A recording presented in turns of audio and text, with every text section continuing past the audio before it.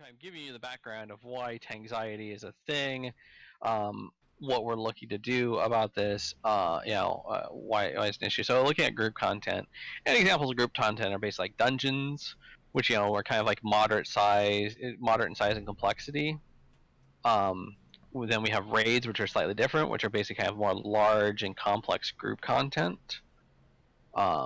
A lot of times in more modern games, raids tend to be kind of a little more simplified, but like a lot of older stuff like EverQuest 1, really where there was no instancing, everything's out in the open. Like raids were just like anybody who came could basically get a swing in on the monster, but usually there's some kind of agreement about who would get the drops and loot and whatnot.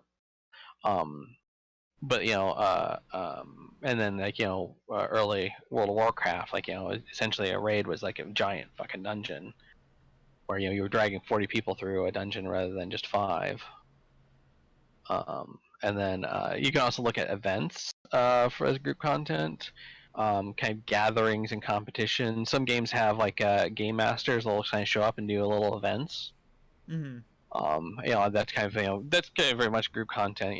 The GM's kind of trying to kind of entertain a large group of people. Another great example of kind of this event type thing is something called Weatherstock and Lotro, which is where people go to Weathertop in Lotro, which is basically a thing in the game, a place in the game where you can go and beat up wraiths, and people basically just play music all day because they had a music system where you could basically load up music files and play music, and so basically it's basically like Woodstock on Weathertop, and so it was a big thing. I don't know if it's still a thing anymore. It was a pretty big thing back in the day when I was playing Lotro. I've never heard of that. That's fantastic. Yeah, no, it was on a different server than me, and so like I tried to run my I tried to make a level 1 character and run it over there, with very poor results because it's kind of a mid-range zone, and like obviously Weathertop's not not a friendly, if obviously. You remember the books, yeah. The other big group content kind of looking at is role playing, where kind of the whole point of role playing is to kind of get people together and play out roles and whatnot. And I think this kind of shows that like group content isn't necessarily just what's defined in the game. Like dungeons and raids are basically game defined. Thou shalt bring a group in order to do these things. But things like events and role playing are more kind of spontaneous, more player driven, player organized. Usually. And kind of show that like kind of that this is what makes MMOs different, because you can play a single player Lord of the Rings game, but you're not going to get Weatherstock in that single player Lord of the Rings game. Maybe I don't know. Maybe you can go up there and crank some medieval tunes on YouTube or something like that, and hold up a lighter and you can do it yourself. But it's not quite the same as having a group of people with you. We need to start that in 14. Have a big music competition.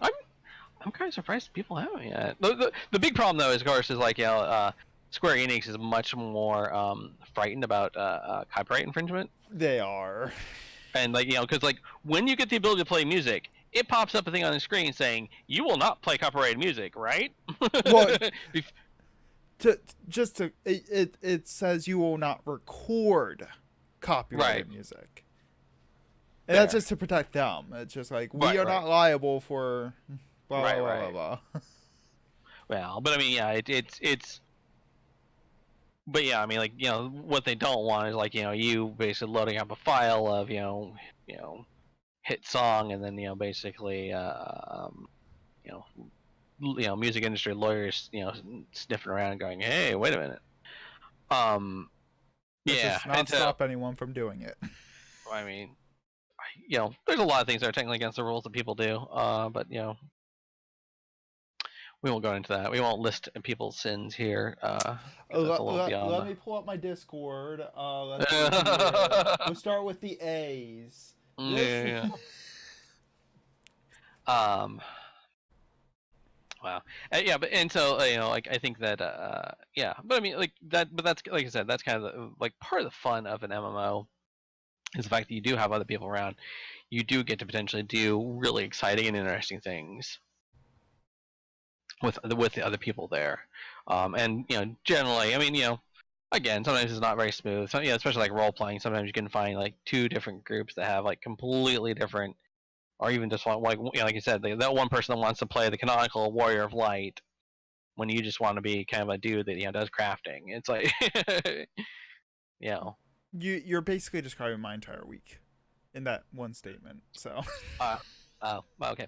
Anyway, but yeah, and so looking at kind of the benefits of